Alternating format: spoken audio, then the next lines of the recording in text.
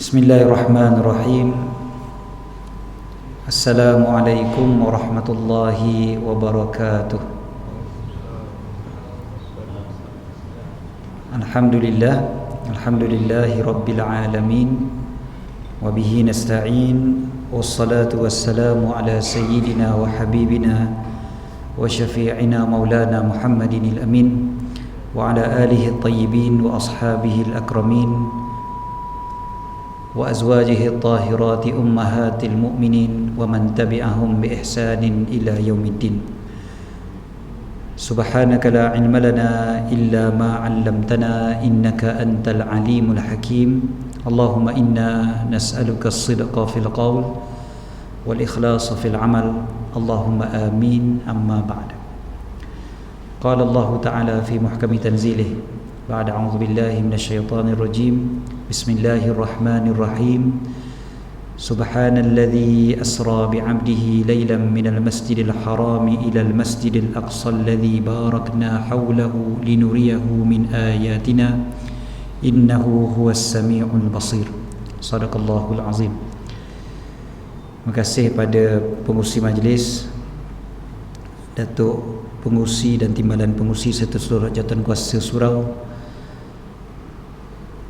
para asatizah, tuan-tuan guru, para pimpinan masyarakat, Tan Sri, Datuk Sri, Datuk, tuan-tuan, puan-puan, muslimin dan muslimat yang dirahmati dan dikasihi oleh Allah Subhanahu wa taala sekalian. Alhamdulillah, syukur pada Allah. Allah pilih kita pada malam ni. Allah Ta'ala jualah yang pilih, kan? Bukan sebab kita baik mana pun, bukan dengan sebab kita ni rajin sangat ke, tapi memang ini adalah pilihan daripada Allah Ta'ala jualah. Allah letakkan kita kat sini di rumah dia pada waktu begini, waktu yang mulia, waktu antara maghrib dengan isyak, waktu yang memang sangat-sangat baik untuk kita penuhkan dengan amal ibadat. Allah Ta'ala pilih kita, bukan semua orang yang Allah Ta'ala pilih. Walaupun mungkin di luar sana ramai yang lagi baik daripada kita, ramai yang lagi soleh daripada kita, kan? Ke ada di kalangan kita rasa dia paling soleh kat sini? Ada? Kalau ada lah. Kita rasa orang lain paling soleh boleh, tak apa. Jangan kata saya lah tu ustaz. Kalau ada yang kata begitu tu, istilahnya apa? Poyo. Kita tak rasalah. Bukan kita tak nak mengaku pun, memang kita tahu dalam hati kita bukan paling baik. Kita banyak dosa, banyak salah, banyak silap. Dan Allah yang maha mengetahui segala salah silap dosa-dosa kita tu, Allah pilih kita dan Allah perkenankan kita untuk jadi tetamu dia. Itu kan satu nikmat yang cukup besar. Kalaulah kita yang jadi tuan rumah, belum tentu kita nak terima tetamu yang sangat banyak buat salah pada kita. Tapi sebab Allah Ta'ala itu maha pengampun, maha pemurah, maha penyayang, Allah kurniakan lagi kita peluang demi peluang untuk menjadi tetamu dia. Itu satu nikmat yang sangat besar. Dalam beberapa hari yang lalu saya berceramah di sebuah masjid yang agak besar di Perak. Imamnya umur lebih kurang 70 lebih lah umurnya. Jadi bila lepas habis kuliah tu, berjalan keluar tu dengan imam tu, dia bagi tahulah, saya ni umur 70 lebih dah ustaz, kata. Saya kata untungnya lah imam umur 70 lebih dapat terus berkhidmat di rumah Allah.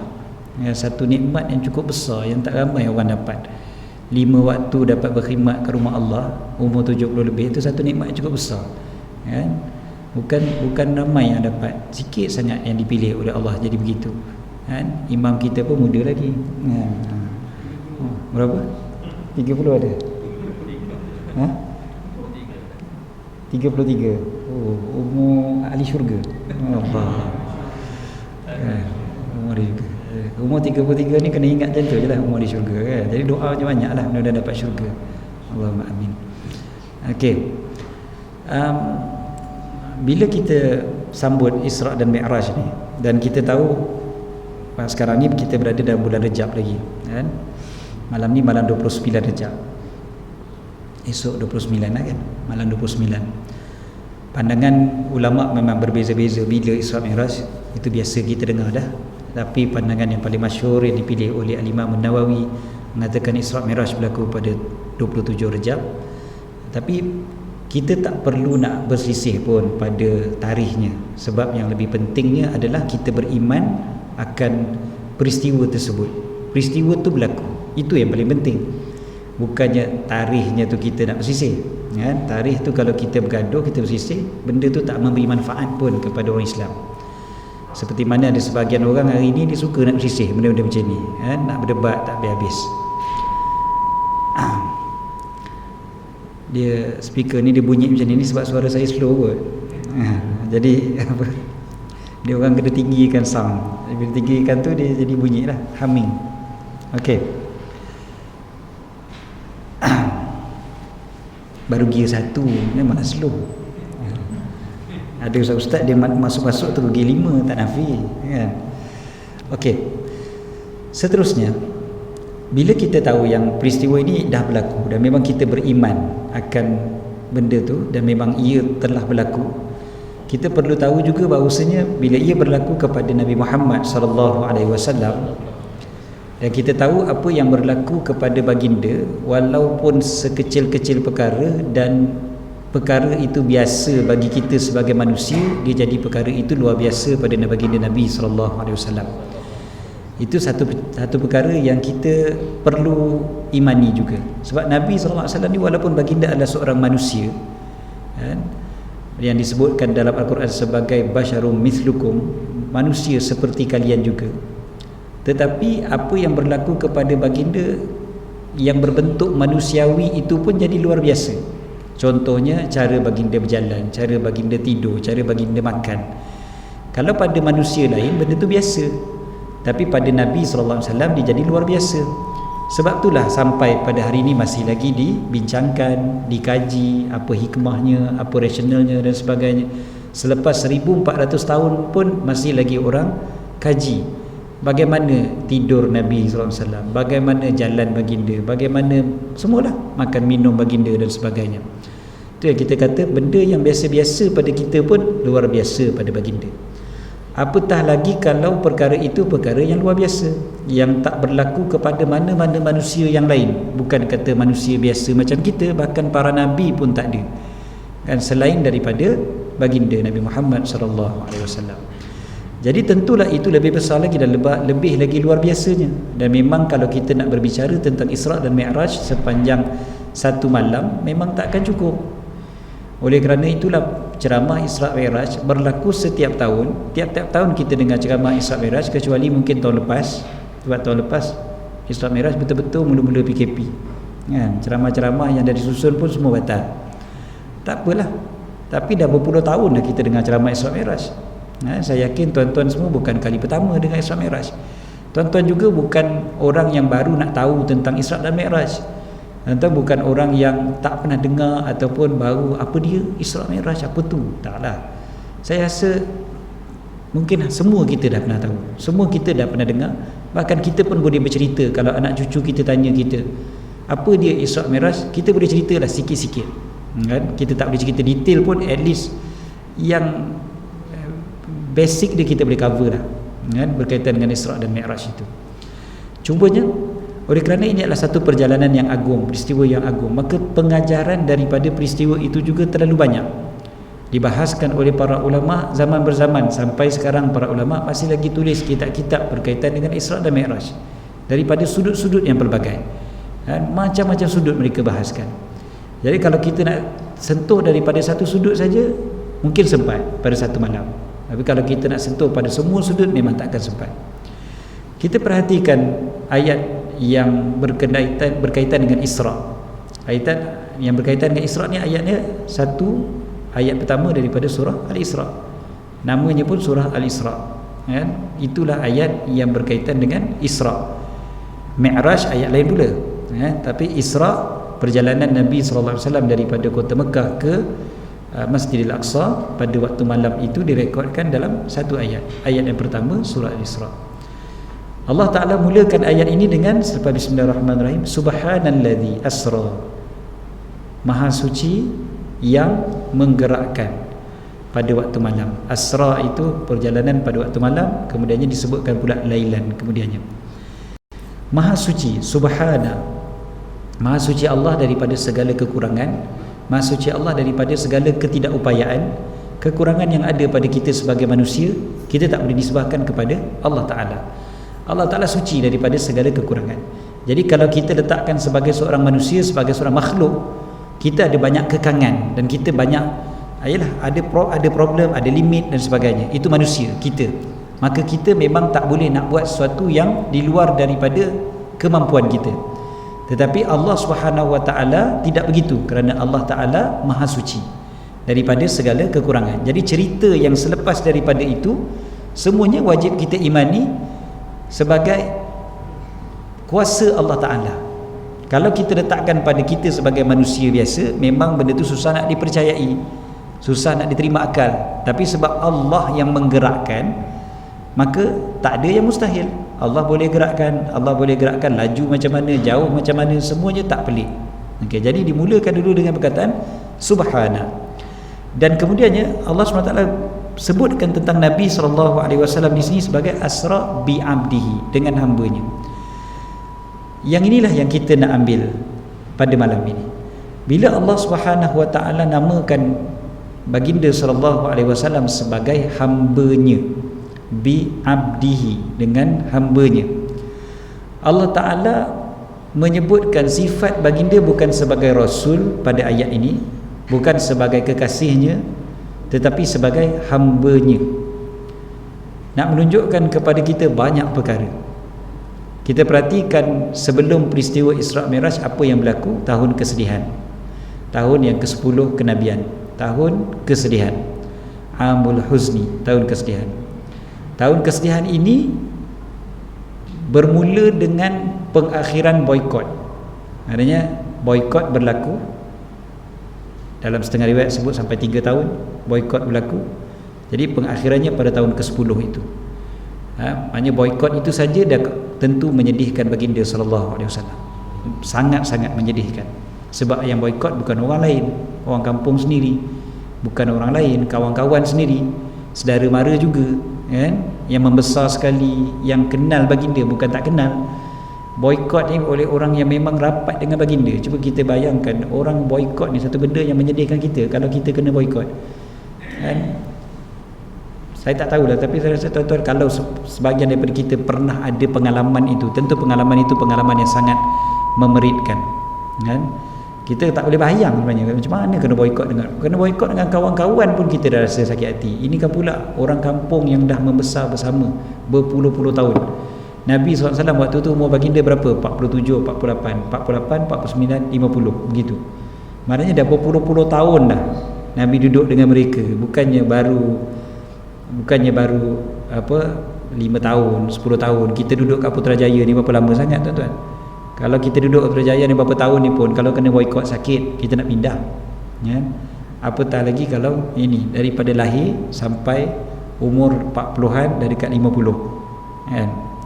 Okey, kemudiannya selepas daripada itu, kita pun tahu kisahnya. Selepas daripada boikot itu, kematian 2 orang yang paling dikasihi oleh Nabi SAW, Sayyidatina Khadijah dengan Abu Talib. Kematian yang pasti sangat memberi kesan kepada baginda. Ringkas cerita, lepas tu Taif, peristiwa Taif pula berlaku. Ini peristiwa tadi tu pada bulan Ramadan, kemudiannya pada bulan Syawal Nabi SAW ke Taif. Di Taif juga ditimpa satu perkara yang sangat menyedihkan baginda. Kita pun tahu bagaimana baginda dihalau. Okey, semua peristiwa tu, rentetan daripada peristiwa tu sangat menyedihkan baginda. Tapi apa yang berlaku akhirnya? Berlaku Isra' dan Mi'raj pada tahun berikutnya, ataupun beberapa bulan berikutnya selepas daripada itu. Okey, dan bila berlaku peristiwa Isra' dan Mi'raj, kita dapati bahawasanya Nabi SAW benar-benar menjadi hamba Allah Ta'ala, disebutkan oleh Allah Ta'ala di situ. Sebab apa? Hamba memang sifatnya diuji. Tapi hamba apabila diuji, dia bukan hanya bergantung harap kepada hamba, tapi dia bergantung harap kepada Tuan kepada hamba, iaitu Allah Ta'ala. Itu sifat seorang hamba yang sebenar, kan? Kita bila jadi hamba, kita sedar diri kita hamba. Apa juga ujian yang menimpa kita, kita tahu yang boleh menyelesaikan hanya Allah Ta'ala. Tapi apabila kita memikirkan bahawasanya di sana ada solusi-solusi yang lain, maka kita tak menjadi hamba yang sebenar, masih lagi sombong, masih lagi ego, masih lagi rasa kitalah yang mampu untuk menyelesaikan segala-galanya. Kesedihan yang menimpa Nabi SAW akhir sekali ditunjukkan bahawasanya perjalanan Isra' dan Mi'raj ini sebagai satu petunjuk bahawasanya memang nak menyelesaikan segala-galanya, semuanya engkau kena jadi hamba pada Allah Ta'ala. Nabi Muhammad SAW sebagai seorang pemimpin, maka baginda diuji dengan ujian-ujian yang begitu dahsyat. Namun begitu kemudiannya Allah Ta'ala tunjukkan pula hadiah-hadiah yang begitu hebat juga. Kan disebutkan pemimpin ini benar, dia punya ganjaran dia besar, tapi ujian dia juga besar. Kan? Apa istilah dia tu? With great power comes great responsibility. Kan? Pakai mikrofon lain terus. Tak sini terus. Tak sini ujung terus.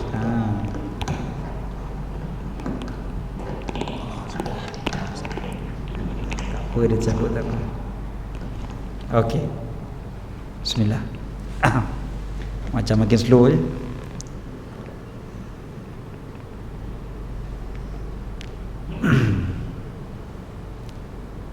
Suara saya ni memang macam tu, bukan dibuat-buat.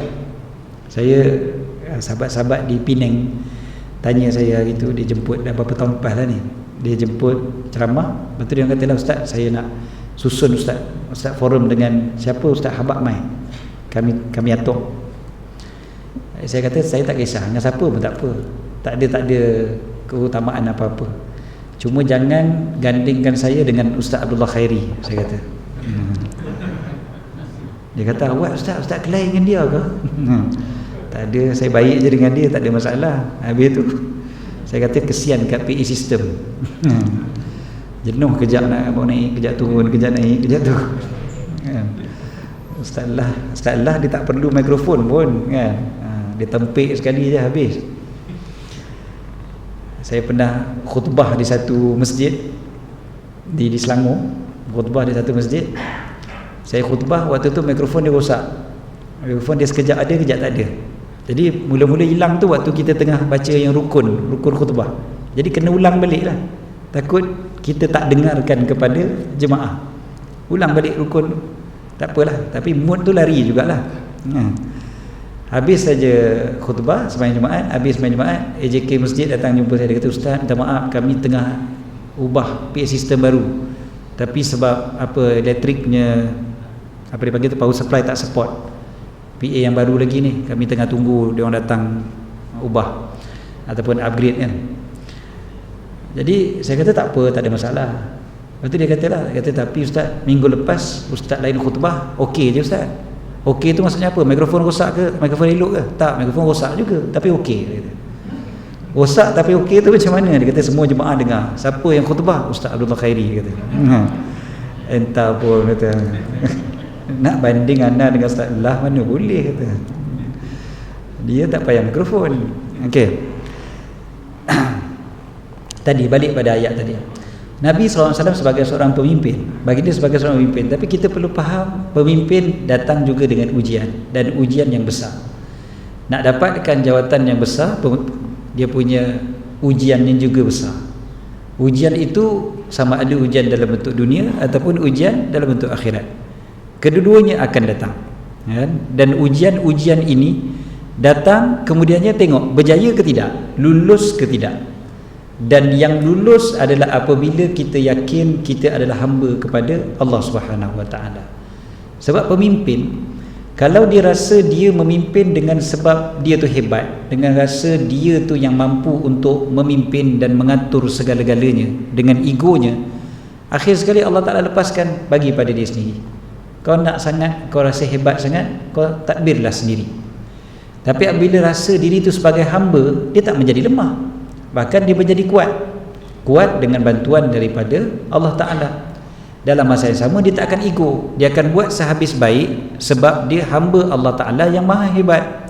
Dan Allah Ta'ala pula suka hambanya yang buat sesuatu amalan dengan secara itqan, dengan cara yang terbaik. Aku buat sehabis baik sebab aku adalah hamba Allah, maka aku buat secara habis baik. Tapi dalam masa yang sama aku tak perlu nak berbangga diri, tak perlu nak rasa takabur, tak perlu rasa besar diri, sebab aku yang sebenar-benar adalah hamba. Dapat gabung dua-dua nilai itu, maka cantik lah, kan? Dia tidak terlalu merendah diri sehingga hina dirinya ataupun tak ada rasa confident langsung.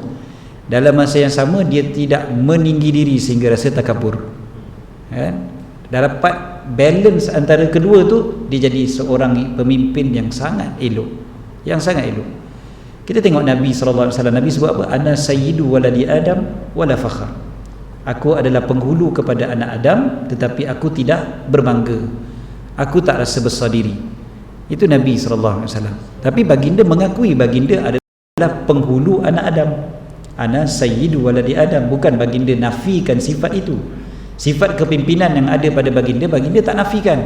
Tapi baginda kata wala fakhar, tapi aku tidak berbangga dengan perkara itu. Sebab Nabi SAW, cuba kita perhatikan, baginda memang pemimpin hebat dalam memimpin, dalam mentadbir, dalam menyusun strategi dan sebagainya.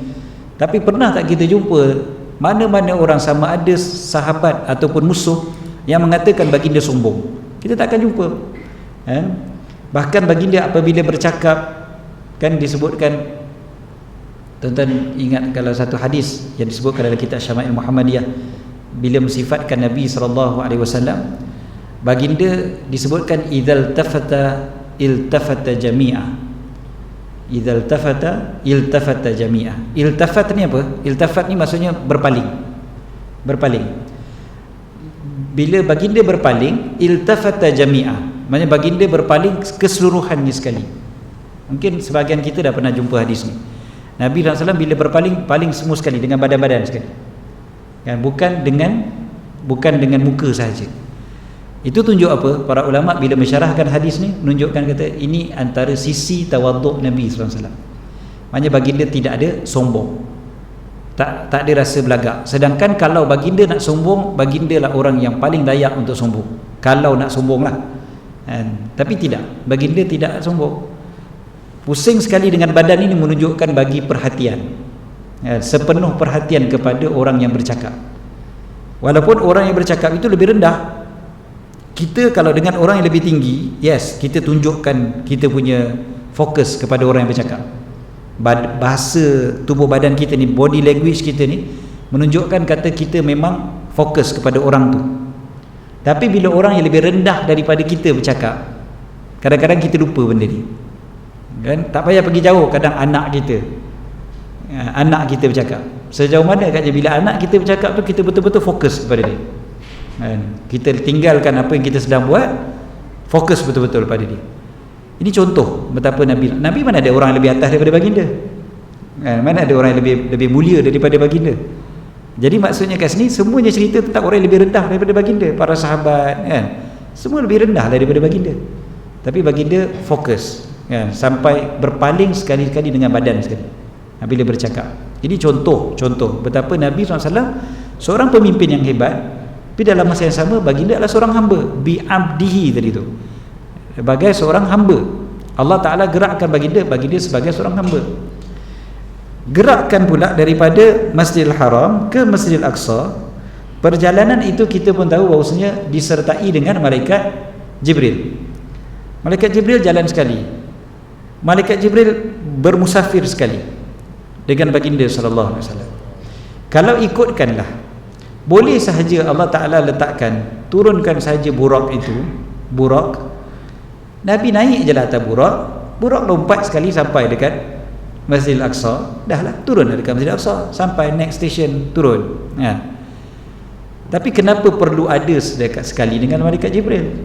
Rupa-rupanya perjalanan menuju Allah Ta'ala memerlukan kepada pembimbing, Kita ni walaupun kita rasa kita ni pemimpin, dan pemimpin terror mana pun, hebat mana sekalipun kita ni, tinggi mana kita sekalipun, dalam keluarga kita ketua, dalam masyarakat ke, dalam negara ke, tak kisah, kita masih lagi memerlukan kepada pembimbing. Mesti ada. Kalau tidak ada yang membimbing, kita rasa kitalah segala-galanya, yang tu bahaya. Kisah surah Al-Kahfi yang kita baca tiap-tiap hari Jumaat, cerita tentang Nabi Musa cari Nabi Khidir tu, kan kisah tu berlaku apabila Nabi Musa ditanya oleh satu orang, ada tak orang yang lebih alim daripada kamu? Nabi Musa jawab tak ada. Bukan Nabi Musa jawab tak ada sebab baginda belagak sombong, tapi mengikut ilmu baginda, tak ada orang yang lebih alim daripada baginda. Sebab baginda adalah Nabi, Rasul. Baginda diutuskan oleh Allah kepada Bani Israel. Baginda adalah orang yang disebutkan sebagai kalimullah. Memang baginda seorang yang sangat hebat. Jadi bila orang tanya, ada tak orang lebih alim daripada Tuhan? Baginda jawab, tak ada. Maka turun ayat yang memerintahkan supaya baginda bermusafir mencari seorang yang dikurniakan ilmu oleh Allah Ta'ala, yang disebutkan oleh ahli tafsir sebagai Nabi Khidir. Jadi dekat situ tu kita perhatikan bahawasanya seorang pemimpin macam mana sekalipun dia memerlukan kepada ada orang yang membimbing juga. Dia tak boleh dia seorang-seorang saja. Dia perlu rujuk juga kepada yang lain, baru dia boleh jadi pemimpin yang hebat. Kalau pemimpin dia guna kepala dia sahaja, dia tak mau rujuk langsung, nanti kalah kehancuran dia. Sama ada dia jadi pemimpin yang macam Fir'aun, dia jadi besar kepala, ataupun dia dijatuhkan kerana kelemahan-kelemahan dia. Jadi ini satu perkara yang perlu kita ingat selalu. Kita manusia perlu sentiasa dibimbing. Guru-guru kita pun kalau kita perhatikan, tutup guru sekalipun mereka masih lagi belajar. Tuan-tuan tengok macam mana akhlak guru-guru kita, tutup guru kita. Kadang-kadang kita tengok. Saya ingat 20 tahun lepas saya pergi ke Mahat Derang di Kedah. Syekh Muhammad Nuruddin Al-Banjari mengajar. Syekh Nuruddin waktu tu umur beliau 40 tahun. 40 tahun. Sekarang umur beliau 61. So 20 tahun lepas, lebih kurang 21 tahun lepas, umur beliau 40 lagi, muda lah kiranya. Okay? Beliau mengajar ramai anak murid. Tapi di kalangan anak murid tu, depan sekali yang duduk dengan buku, dengan nota, saya tengok waktu tu ada Allahyarham Ustaz Nikmatullah, Ustaz Nikmat, pengurusi Persatuan Ulama Kedah dan juga pengasas Mahat Derang. Beliau dah tua, beliau dah tua. Tapi beliau duduk dengan pen, dengan buku, berhadapan dengan Syekh Nuruddin yang umur baru 40 tahun waktu tu, belajar satu-satu, ambil nota dan sebagainya. Kita tengok dia ni pengerusi Persatuan Ulama Kedah, tapi belajar terus macam tu. Umur dah lanjut banding dengan Syekh. Jadi dekat situ je kita dah nampak. Jadilah akhlak para ulama. Memang mereka tak berhenti daripada menuntut ilmu. Kita ni perlu ada sifat hamba itu. Sentiasa kena ada rasa hamba, maka kita sedar yang kita ni lemah.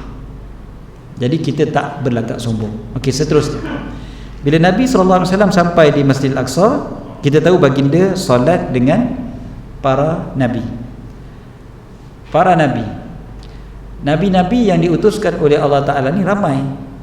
Kita tahu nabi yang diutuskan oleh Allah sangat ramai. Kita tak tahu berapa bilangan mereka yang sebenar-benarnya. Bilangan para nabi terlalu ramai. Bilangan para rasul yang kita wajib tahu secara detail 25 orang, tapi bilangan para rasul pun sebenarnya lagi ramai. Nabi-nabi lagi ramai. Sebahagian daripada para ulama mengatakan 114,000, ada yang kata 124,000. Walhasil tak tahu pun sebenarnya bilangan secara tepat. Okey. Jadi bila dengan begitu ramai para nabi, Nabi Muhammad SAW menjadi imam di Masjidil Aqsa. Kita nampak dekat situ betapa baginda menjadi pemimpin bukan sahaja kepada manusia biasa, tapi juga kepada para nabi. Sebab disebutkan baginda adalah Sayyidul Anbiya'i wal Mursalin, penghulu para nabi dan para rasul. Jadi baginda ni penghulu kepada semua, termasuklah kepada para nabi-nabi yang terdahulu, para rasul yang terdahulu. Baginda memimpin, dan salah satu daripada sifat seorang pemimpin itu juga boleh menjadi imam. Imam dalam solat. Imam dalam solat, dia punya peranan dia sebagai imam itu melatih dia untuk menjadi pemimpin dalam masyarakat juga sebenar-benarnya. Imam yang baik, dia perlu menjadi pemimpin yang baik juga, ataupun dia boleh menjadi pemimpin yang baik. Kalau tidak, dia jadi imam pun tak baik biasanya. Kan kita perhatikan bagaimana Nabi SAW akan memendekkan solat baginda apabila dengar ada tangisan bayi. Kita pada hari ni ada orang jadi imam, dia dengar bunyi handphone kat belakang berdering, dia sengaja baca lagi panjang. Dia kata, padan muka kau. Saya pernah baca satu WhatsApp group. Saya tak tahu siapa ustaz ni, saya tak tahu imam ni. Saya tak kenal, tapi orang tunjuk screenshot, memang dia ada dalam grup tu. So ni bukan cerita palsu, cuma dia hidekan nama orang tu lah. Dia kata aku sengaja dia tulis kat situ kan, aku sengaja panjang-panjang lagi, padan aku siapa suruh, aku dah suruh tutup telefon, tak gerti bahasa kata. Biarkan dia. Jadi sebenarnya bahkan ada yang bila budak menangis pun dia buat macam tu juga, ngada-ngada bawa budak pergi surau buat apa. Ada yang macam tu. Jadi maknanya tu takkan jadi pemimpin yang baik. Kalau kita belajar adab-adab menjadi imam, kan salah satu daripadanya adalah makmum mesti didahulukan. Betul, memang sentiasa meraihkan kemaslahatan makmum. Makmum tak boleh lama, dia akan baca pendek. Sebab imam-imam biasa baca pendek aja. Imam-imam mana baca panjang-panjang, walaupun dia hafal 30 juzuk, walaupun dia hafal dengan segala macam qiraat. Qiraat 10 dia hafal, qiraat syadzah semua dia tahu. Yang tak boleh baca dalam semayang pun dia tahu. Tapi semayang baca ayat lazim. Sebab apa? Meraihkan makmum. Meraihkan makmum, menjaga makmum. Makmum tu perlu didahulukan. Kalau solat sunat tu cerita lain. Solat tarawih betul-betul kan solat sunat. Kita cerita solat 5 waktu ni. Solat 5 waktu ni dia baca pendek-pendek je, supaya menjaga kita semua. Ini contoh. Jadi Nabi SAW ditunjukkan contoh baginda menjadi imam kepada para Nabi yang terdahulu. Kemudiannya, apabila baginda naik daripada langit dunia, naik ke langit yang pertama, naik ke langit yang kedua, naik ke langit ketiga, jumpa dengan para Nabi-Nabi yang terdahulu juga, dapat bercakap juga dengan para Nabi yang terdahulu. Langit yang pertama jumpa dengan Nabi Adam contohnya, disebutkan oleh para ulama kerana Nabi Adam itu adalah yang pertama sekali, bapa kepada segala manusia. Nak tunjukkan bahawasanya seniority itu dikira juga. Dalam Islam seniority bukan ditolak tepi saja, bukan ditolak tepi. Seniority ada dalam Islam. Hari ini ada orang ataupun orang baru yang seniority, mula meletakkan bahawa seniority ni benda yang mereka menyampah. Mereka rasa tak adanya, mentang-mentang kau makan garam dulu, kau nak sentiasa kau yang lebih. Tak, memang ada kelebihan pada seniority, kita tak dinafikan benda tu. Nabi SAW sebut tentang orang yang beriman itu bukan di kalangan kami kan, laisa minna man lam yarham saghirana kan. Siapa bukan di kalangan kami orang yang tidak mengasihi yang kecil dan tidak memuliakan yang lebih tua, dan tidak memberikan hak kepada orang yang berhak, tidak mengutamakan dan tidak memuliakan orang yang sepatutnya dimuliakan. Itu Nabi SAW tak mengaku umat. Maknanya ada kemuliaan dekat situ, bukan tak ada. Kan Nabi SAW pernah minum di tepi baginda, ada seorang sahabat yang muda, budak lagi, ada sahabat yang lebih tua. Bila Nabi SAW minum, balance daripada minuman baginda, adabnya bila kita makan minum, kita kena pelawa yang sebelah kanan kita, walaupun yang belah kanan itu lebih muda daripada yang sebelah kiri.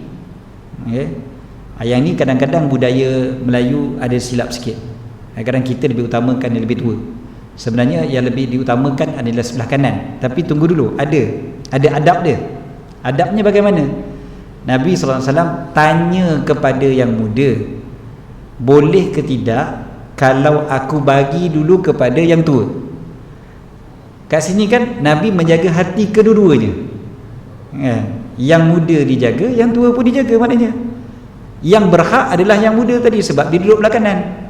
Jadi Nabi tanya pada dia, minta izin, boleh tak kalau aku bagi dulu kepada sahabat yang duduk sebelah kiri ni, lebih tua? Jaga hati dua-dua. Tapi ialah sahabat, dia tahu kelebihan dapat minum bekas Nabi SAW, memang takkan bagilah. Tak ada, aku takkan bagi lebihan engkau, aku takkan utamakan siapa-siapa pun nak minum lebihan engkau, wahai Rasulullah. Sebab keberkatan Rasulullah SAW tu memang takkan ada tolak tandingnya. Tak apalah. Tapi sebenarnya ceritanya Nabi tunjukkan contoh. Ada kemuliaan dekat situ sebenarnya. Alright. Bila Nabi SAW naik ke Sidratul Muntaha, kemudiannya naik lagi, diperintahkan oleh Allah untuk naik sampai ke tempat yang mana malaikat Jibril pun tak boleh sampai. Kat situ kita tahu kan macam mana malaikat Jibril kata, kalau aku langkah maka aku akan terbakar. Kat sini para ulama sebutkan betapa nak menunjukkan kemuliaan Nabi SAW mengatasi hatta malaikat yang paling mulia, iaitu malaikat Jibril. Kita berhenti untuk azan dulu kan. Kita berhenti untuk azan, nanti kita sambung lagi insya-Allah.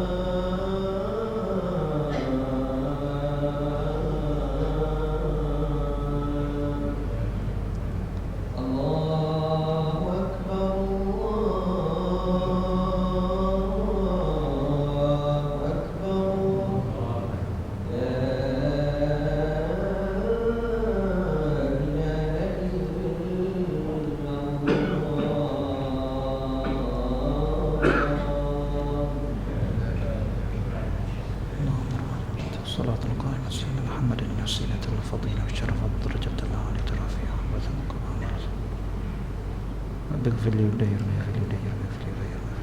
كما ربياني صغيرا اللهم بارك لنا في ذريتنا ولا تضرهم ووفقنا لطاعتك وارزقنا برهم.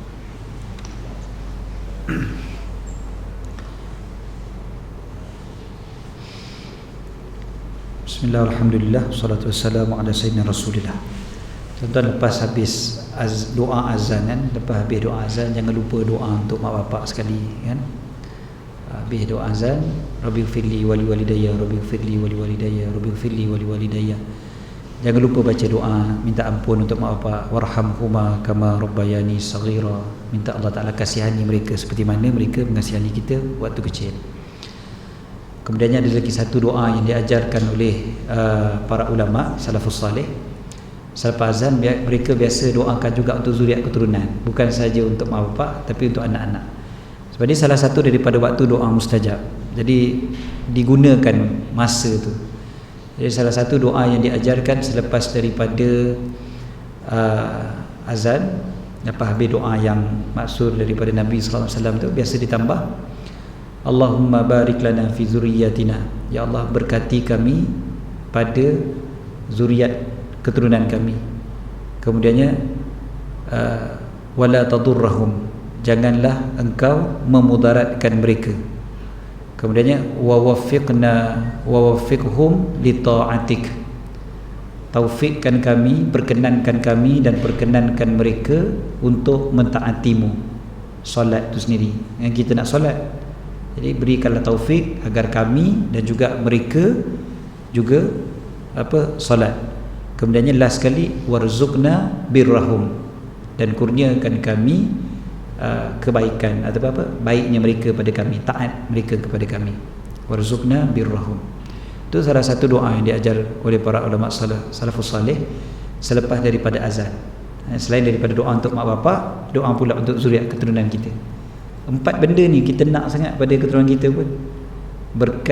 Berkati mereka, maknanya kebaikan mereka tu berkembang, bercambah dan sebagainya. Kemudiannya wala tadurrahum, jangan mudaratkan mereka, jangan apa-apakan mereka, maknanya peliharalah mereka. Itu benda yang kita nak pada anak-anak kita, jangan mereka dimudaratkan apa-apa. Kemudiannya wa wafiqna wa wafiqhum li ta'atik, kurniakan taufik agar dapat taat kepada engkau. Mudah-mudahan anak cucu kita semuanya di kalangan mereka yang taat pada Allah. Yang keempat, warzuqna birrahum, kita nak anak-anak yang buat baik pada kita, anak-anak yang taat pada kita. Jadi 4 perkara ni memang itulah kebahagiaan kita sebagai mak bapak. Dapat 4 perkara ni, inilah yang paling membahagiakan kita sebagai ibu bapa. Jadi ini doa yang patut kita baca selepas azan. Okey. Tadi bila kita sebutkan tentang Isra' dan Mi'raj tadi tu, bila Nabi SAW naik dan sampai ke tempat yang mana malaikat Jibril pun tak dapat sampai. Maka kita dapati bahawasanya baginda lebih mulia bahkan daripada malaikat Jibril. Dan disebutkan para ulama akidah Ahlussunnah wal Jamaah, bila menyatakan bahawasanya Nabi SAW naik ke langit, bukan bermakna Allah Ta'ala itu bertempat di langit, tetapi sebab Nabi SAW itu yang memerlukan kepada tempat, kerana baginda adalah makhluk, maka hendak mendapatkan suatu perintah yang besar, nak menampakkan satu perkara itu sangat-sangat besar, maka diperintahkan kepada baginda untuk naik ke langit. Naik sampai ke langit yang tinggi tu bukan sebab Allah Ta'ala yang bertempat di langit, tetapi sebab Nabi SAW itu makhluk, maka Nabi memerlukan kepada tempat. Maka diangkat lagi, tinggi lagi sampai ke tempat yang mana malaikat pun tak boleh capai. Itu dia punya pengajaran yang perlu kita faham. Jangan kita faham Nabi naik ke langit sebab Allah ada kat langit. Bukan begitu. Okey, kemudiannya diperintahkan solat. Ini kita ringkas sebab ni ceramah waktu PKP ni dia tak boleh panjang-panjang sangat, dia tak boleh elaborate sangat. Jadi kita ringkas-ringkaskan aja. Terus pergi kepada Nabi SAW dapat perintah solat. Bila dapat perintah solat, kita pun tahu baginda turun yang 50 waktu kurang, jadi kurang sampai jadi 5 kan. 5 tapi dapat pahala macam 50. Okey. Dan pengajaran yang besar dekat sini adalah sebagai seorang hamba, solat adalah perkara yang paling utama. Kemudiannya, kita ni ada masalah ke, kita tengah seronok ke, tengah sedih ke, tengah lapang ke, tengah sibuk ke, kita tengah dalam keadaan rehat ke, penat ke, sujudlah. Begitulah. Bukan tunggu sedih baru nak sujud, tapi ketika gembira juga sujud. Ataupun sebaliknya, ada orang gembira ketika sujud tapi sedih lupa nak sujud. Biarlah kita ketika gembira dan ketika sedih, dua-dua sujudlah kita kepada Allah SWT. Sujud kita kepada Allah menyelesaikan segala-galanya. Daripada seorang yang sombong, dia tahu bahawa dia adalah hamba. Daripada seorang yang tengah kecewa, juga dia tahu dia hamba, maka ada harapan. Kedua-duanya ada. Kalau seorang itu rasa macam dia dah besar sangat, dia sujud, dia rasa dia hamba. Dia letakkan kepala dia, letakkan dahi dia, letakkan muka dia di tempat orang pijak, bahkan dia letakkan di bawah daripada level punggung sekalipun. Dia tahu bahawasanya dia hamba. Tapi ketika mana dia sedih, dia kecewa, dia ditekan, dia rasa macam-macam masalah dan sebagainya. Seorang pemimpin ada masalah dengan orang bawah, masalah dengan orang kiri kanan, masalah dengan orang atas. Dia tahu yang membantunya adalah Allah Ta'ala juga, maka sujud memberi kekuatan kepada dia. Dua-dua tempat tu sujud jugalah dia punya penawarnya. Jadi kita tengoklah sejauh mana kita sujud. Sujud dengan erti kata seorang hamba, solat seorang hamba, bukan solat seorang yang sombong. Jadi solat seorang hamba, maka dia akan dapat khusyuk, sebab dia sedar dia sedang solat, dia sedang bermunajat pada tuannya, bermunajat kepada Allah yang Maha Kuasa, yang Maha memerhatikan dia, yang Maha tahu apa yang ada dalam hati dia. Dia tahu, Allah Ta'ala tengok hati aku ni, Allah Ta'ala tahu segala rahsia-rahsia aku, ya'lamu sirra wa akhfa, Allah Ta'ala tahu semua, Allah Ta'ala tahu. Jadi dia solat dalam keadaan diri dia sedar dia hamba, maka dia boleh khusyuk. Kita kalau lupa kita hamba, kita solat sekadar sebagai tanggungjawab, dah kena solat dah ni dalam waktu, solat lah, maka solat kita sekadar melepaskan kewajipan kita saja, dia tak jadi khusyuk. Jadi kalaulah ditanya apa cara untuk khusyuk, dia bermula daripada mindset kita dulu. Kalau kita punya mindset kita adalah hamba, maka lebih mudah khusyuk berbanding dengan kalau kita rasa kita tuan, maka susah untuk kita khusyuk. Begitu jugalah mindset kita yang memahami bahawa solat adalah hadiah daripada Allah, bukan semata-mata paksaan dan tanggungjawab. Memang ia adalah paksaan, betul, memang ia adalah tanggungjawab, taklif, memang betul pun. Tapi kalau kita rasa ia semata-mata taklif, payah nak khusyuk. Tapi kalau kita rasa dia adalah hadiah daripada Allah, Allah bagi aku ni, Allah anugerahkan aku jadi umat Nabi SAW, maka aku dapat solat. Kalau aku bukan umat baginda, aku tak dapat solat. Jadi Alhamdulillah Allah Ta'ala kurniakan aku solat, seronok dapat solat. Betapa para ulama salafus salih kita tengok kan, kalau kita baca sirah diorang, ya Allah, malu kita kan, macam mana mereka sebutkan tentang berpuluh-puluh tahun mereka dalam keadaan azan, dalam keadaan bersedia untuk solat, dah ada dalam masjid berpuluh-puluh tahun, bukan setahun dua kan? Berpuluh-puluh tahun tak pernah tinggal takbiratul ihram dengan imam.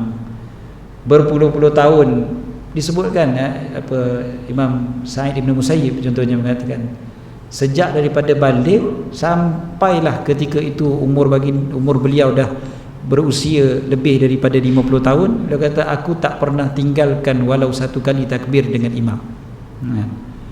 Macam mana tu katanya? Diceritakan tentang ulama hadis, disebutkan banyak-banyak kisah, antaranya Imam Al-Marwazi dan sebagainya, disebutkan tentang bagaimana imam yang merupakan seorang penempa besi, kerja beliau sebagai haddad, tukang besi. Jadi bila angkat tukul nak tempa besi tu, dengar bunyi azan, dengar saja bunyi azan, dilepaskan dia punya tukul tu, terus pergi semayang. Kalau kita lah, pasti kita akan kata alah sikit je lagi ni nak settle kan. Yalah, kalau api tu dah sejuk, dah payah dah kan, tempa besi ni kan kena api. Jadi mestilah kita selesaikan dulu, sikit lagi dia nak bagi settle dulu ni, kejap lagi aku pergi semayang. Tapi tidak, dilepaskan terus tukul tu. Sebab apa? Mereka sedar yang solat ini adalah hadiah daripada Allah. Hadiah daripada Allah, takkan kita nak lambat-lambatkan, takkan kita nak tak apalah nantilah. Tuan-tuan, postman datang kan, JNT ke apa ke, GDEX ke datang bawa parcel, kelang kabut keluar rumah pergi ambil. Tak ada kita kata tunggulah dulu, apalah, relax lah dulu, aku tengah goreng pisang ni. Kelang kabut kita keluar ambil kan, parcel yang sampai ke rumah kita. Ini kan pula hadiah daripada Allah SWT. Jadi maknanya dia balik semula kepada cara kita fikir, mindset kita. So mindset kita kata ini adalah hadiah daripada Allah kepada aku seorang hamba, maka aku akan hargai dia sangat-sangat. Aku akan hargai dia. Maka ketika itu solat lebih mudah untuk khusyuk. Nak cerita tentang khusyuk dalam solat banyak lebar lah, tapi ini salah satu daripadanya, pengajaran daripada Isra dan Mi'raj. Nabi SAW selaku seorang hamba bi'abdihi kan, yang merupakan kekasih Allah. Akhir sekali bila kita sebut tentang Isra dan Mi'raj, seorang hamba, perjalanan seorang hamba. Hamba sifat dia adalah dia tidak akan lawan, dia tidak akan ingkar, dia tak akan berani untuk mempersoalkan keputusan Tuhan dia. Maka begitulah kita sepatutnya. Dengar ceramah Isra Mi'raj ni dah berpuluh-puluh tahun, sejauh mana kita betul-betul menjadi seorang hamba taat pada Allah. Bila Allah Ta'ala suruh, ada tak kita masih lagi bertapi-tapi? Allah Ta'ala suruh, kita macam ayolah, tapi kalau ada lagi bertapi-tapi, kita tak jadi hamba lagi lah tu, ya? Kita masih lagi boleh mempersoalkan apa perintah-perintah yang diberikan kepada kita, maka bukan hamba tu nama dia. Kita kalau rakan sejawat, tak ada masalah, kita boleh berdebat, kita boleh berbahas dan sebagainya dengan kawan kita. Kawan kita kata A, kita kata B, itu tak pelik, sebab kita sama-sama pangkat kita sama. Pekerja dengan bos pun masih lagi boleh menjawab dengan tertib, tentu sekali, dengan adab. Dia masih lagi boleh menjawab. Dia kata, tapi bos, why not kita buat macam ni, contohnya. Masih boleh lagi, masih boleh. Tetapi seorang hamba dia lain, kan? Hamba ni kalau ikutkan, dia tak layak pun untuk bagi pandangan ke apa. Dia dengar je, aku dengar dan aku taat, itu je. Itu seorang hamba yang baik, kan? Kita dengan Allah Ta'ala, sekali kita pula yang pandai-pandai kata tapi, kita yang pandai-pandai tapi tu. Tanya, tahu tak tutup aurat tu wajib? Tahulah wajib. Tapi kan dia ada tapi dia. I want to be myself, I don't want to be a hypocrite. Kan biasa dia ada tapi dia. Jadi maknanya tak jadi hamba lagi lah pada Allah Ta'ala tu. Kita punya tapi tu macam-macam lah. Kadang-kadang kita tapis dengan nafsu, kadang-kadang kita tapis dengan akal fikiran, sebab kita rasa kita cerdik sangat, maka kita rasa ada benda yang kita lebih tahu. Syariat kata A, kita kata B lebih baik, sebab akal kita kata B lebih baik. Isra Mi'raj mengajar kita benda yang sampai akal tak boleh jangkau sekalipun, dengar dan taat, dengar dan percaya. Isra dan Mi'raj bukan benda yang boleh diterima dari akal orang-orang kafir Quraisy, tentu sekali. Para sahabat pun tak boleh terima dengan akal, tapi mereka terima dengan iman. Itu beza dia. Bila terima dengan iman, settle lah. Terima dengan akal memang susah. Kita pada hari ini, tuan-tuan, apa benda yang Allah Ta'ala perintahkan, ramai yang masih lagi bertanya tentang apa dia punya scientific reason, apa dia punya statistik. Maknanya kalau buat macam ni, statistiknya begini, contohnya. Kita masih lagi beriman kepada statistik, bukan beriman kepada perintah Allah. Seolah-olah statistik itu lebih besar. Kalau kita nak yakinkan orang yang tak percaya, maka kita cari dia punya hikmah dari sudut sains, itu tak ada masalah. Bukan sebab kita tak percaya, tapi sebab kita nak meyakinkan orang lain, itu silakanlah. Tapi kalau kita masih lagi memerlukan kepada bukti sains, baru kita nak percaya apa yang Allah Ta'ala suruh, dekat situ ada masalah. Tuan-tuan ingat ada satu kajian, saya sampai sekarang tak jumpa pun so called kajian tu, tapi orang kata ada, yang kononnya bila kita solat, kita ada charge positif dengan negatif tu, dia kata kita ni recharge. Bila kita solat ni, solat berjemaah, kena recharge, ada charge positif, charge negatif. Lepas tu dia kata kenapa solat subuh 2 rakaat, sebab apa, subuh ni kita baru bangun tidur, jadi kita tak perlu banyak sangat recharge. Zuhur tu 4, sebab kita perlu banyak nak kena recharge. Okey lah, tak apalah, katakanlah kajian tu ada, kan? Walaupun saya tahu banyak kajian yang disebabkan kepada orang Islam ni, kajian-kajian yang viral di internet ni, banyak yang tak ada pun sebenarnya kajian tu, tapi orang kata ada. Macam yang kata air tu kan, air kalau dia kata air zam-zam ataupun air yang dibacakan apa-apa tu yang jadi kristal, jadi apa semua tu kan, itu kan bila kita cek balik, profesor dari Jepun tu rupanya dah dibalas balik pun oleh saintis-saintis lain kan. Dia kata dia tak boleh nak membuktikan pun sebenarnya kajian tu, ya, dari segi saintifik dia tak dibuktikan pun kajian tu. Sebenarnya kenapa? Kita tak perlu pun sebenarnya benda tu, kita tak perlu pun sebenarnya kan? Sebab sains ni masih lagi dia boleh berubah-ubah, dia masih lagi boleh jumpa lagi penemuan baru dan sebagainya. Katakanlah penemuan baru mengatakan sembahyang subuh 2 rakaat tak cukup untuk charge, kan? Sebab Orang Malaysia selalu tidur lewat malam, lepak kedai mamak, kan, dan sebagainya. Makanan pun tak bagus, ozon pun dah makin nipis dan sebagainya. Jadi saya cadangkan sembahyang subuh 3 rakaat untuk cukup recharge. Kita takkan terima, kan? Sebab kita tahu yang suruh kita solat subuh 2 rakaat adalah Nabi SAW. Selesai. Kita dengar, kita percaya, kita taat. Itu orang yang beriman. Bab harta pusaka, Nabi SAW bagi tahu, dalam Quran sebut secara jelas, kan, begini. Kita dengan harta pusaka, mana boleh macam ni, tak adil begini. Kita kata tak adil.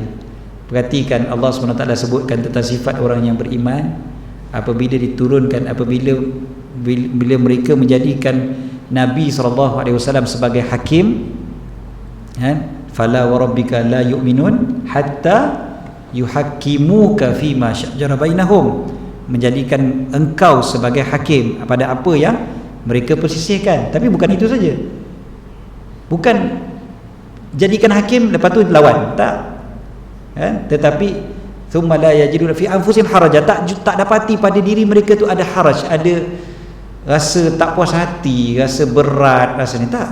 Bahkan wa yusallimu taslim, mereka terima betul-betul, mereka terima bulat-bulat. Begitu. Ini orang yang beriman, tidak ada tapi-tapi. Isra Mi'raj mengajar kita bagaimana iman para sahabat. Mereka tak ada tapi Rasulullah betul ke macam tu? Macam mana boleh pergi jauh macam tu, berapa minit aja? Dia tak ada tapi-tapi, terima je. Bahkan lebih jauh lagi daripada tu pun, kalau Nabi yang bagi tahu, aku percaya, kata Sayyidina Abu Bakar, kan, macam tu dah. Cuba kita agungkan Nabi Muhammad SAW dengan cara begini, kan? Kita percaya betul-betul. Dia tidak ada ruang lagi untuk kita nak mengatakan yalah mungkin salah lagi ke, tak, kan? Terima betul-betul. Inilah orang yang benar-benar beriman. Dan mudah-mudahan Isra dan Mi'raj yang kita sambut setiap tahun benar-benar menjadikan kita sebagai seorang hamba. Dan akhir sekali, sebelum kita tutup, kita dah berada pada pengakhiran bulan Rejab. Lusa kita akan bertemu dengan bulan Sya'ban, insya-Allah, dan hari Ahad malam Isnin, kan? Jadi lusa lah, kan, Ahad malam Isnin kita akan bertemu bulan Sya'ban, insya-Allah. Bulan Sya'ban diajar oleh para ulama untuk banyakkan berselawat kepada Nabi sallallahu alaihi wasallam. Salah satu daripada sebabnya, ada riwayat mengatakan ayat perintah selawat diturunkan pada bulan Sya'ban.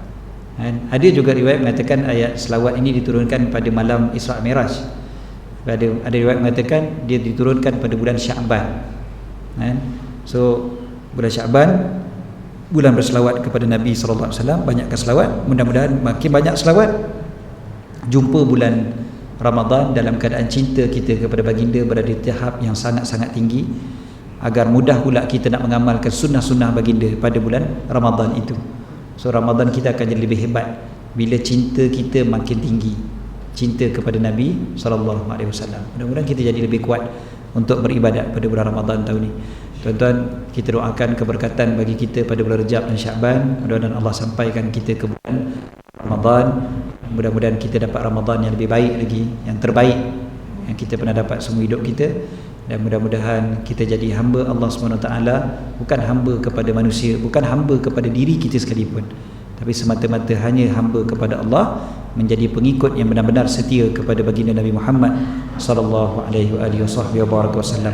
Allahumma amin. Aqulu qawli hadza wa astaghfirullahal azim li wa lakum. Bismillahirrahmanirrahim. ربنا انفعنا بما علمتنا، رب علمنا الذي ينفعنا، رب فقهنا وفقه أهلنا وقرابات لنا في ديننا وعن القدر أنثى وذكر، رب وفقنا ووفقهم لما ترتضي قولا وفعلا كرما، وارزق الكل حلالا دائما، وأخلاء أتقياء علماء، نهض بالخير نكفى كل شر، ربنا أصلح لنا كل شؤون وأكرى برضا منك العيون، وقض عنا ربنا كل الديون قبل أن يأتينا رسول المنون، واغفر واستر أنت أكرم من ستر، وصلاة الله تغشى المصطفى من إلى الحق دعانا المعنى والوفاء بكتاب فيه للناس شفاء على الآل الكرام الشرفاء وعلى الصحب المصابيح الغرر اللهم اهدنا بهداك واجعلنا ممن يسارع في رضاك ولا تولنا وليا سواك ولا تجعلنا ممن خالف أمرك وعصاك وحسبنا الله ونعم الوكيل ولا حول ولا قوة إلا بالله العلي العظيم صلى الله على سيدنا محمد وعلى آله وصحبه وسلم الحمد لله رب العالمين.